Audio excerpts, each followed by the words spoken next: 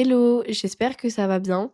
Alors aujourd'hui, pour l'habitude que vous devriez mettre en place selon moi, c'est la notion du 90-10. Je ne sais pas si vous en avez déjà entendu parler, mais c'est un Américain qui a parlé de cette notion de responsabilité. C'est-à-dire que sur 100% des choses qui t'arrivent dans la vie, il y a 90% qui est sous ton contrôle, qui dépend de toi, en fait, qui dépend de tes actions, de tes réactions, de tes paroles, de ce que tu fais. Et il y a 10% qui sont réellement des imprévus et que tu ne peux en rien contrôler. Et pourquoi je vous parle de cette notion? Cette notion, selon moi, si tu la mets vraiment en place dans ta vie, ça te responsabilise, ça te fait prendre en maturité et tu prends conscience que, entre guillemets, tout, enfin c'est même pas des guillemets, en fait, c'est tout ce qui t'arrive est de ta faute. 90 de ce qui t'arrive est de ta faute, du coup. Alors ce n'est qu'un pourcentage, mais c'est pour vous faire comprendre que on a tout le temps une part de responsabilité dans ce qui nous arrive et qu'il faut arrêter de rejeter la faute sur un tel, sur, telle condition, sur tel truc. Un moment, peut-être que ça t'est arrivé, peut-être que t'as pas réussi ça.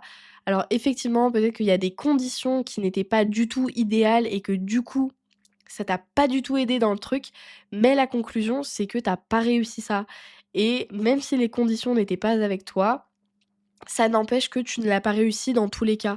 Donc ce que je veux dire, c'est qu'il faut arrêter de rejeter la faute sur, les autres, sur, des conditions météo, sur des un environnement, une ambiance et cetera, que sais-je.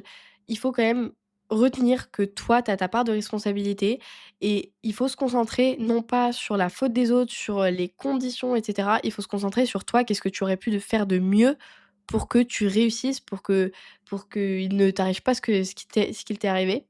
Voilà, c'est tout et c'est voilà, c'est ce côté de prendre, conscience et de se responsabiliser un petit peu sur tout ce qui nous arrive et surtout, comme je vous l'ai déjà dit, dans le tout premier épisode de ce podcast, je suis lycéenne, donc je suis relativement jeune et c'est vrai qu'à l'adolescence, c'est un peu le moment où, bah, voilà, tu passes de, tu enfant, c'est tout le temps la faute des autres à bon, bah, tu deviens un adulte, tu es censé mûrir un petit peu et comprendre que, bah, si, en fait, ce qui t'arrive, c'est de ta faute, en très, très, très, très, très, très grande partie, voire que de ta faute et donc c'est à ce moment-là qu'il faut arrêter de tout rejeter sur les autres et prendre sa part de responsabilité, même si certaines fois dans la vie, c'est vrai que c'est un peu injuste.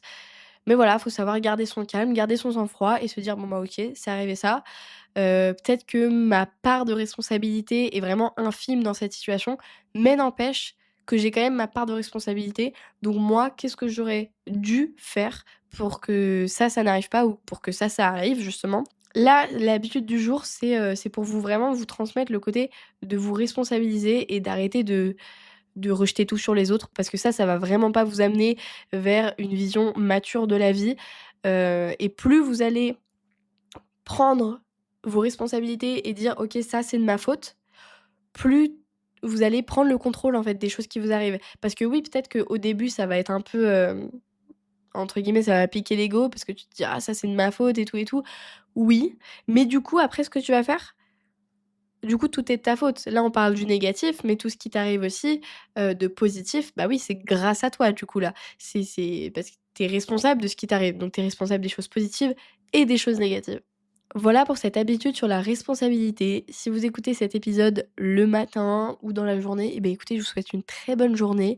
Si vous l'écoutez le soir, je vous souhaite une très bonne soirée et une très bonne nuit. Moi, je vous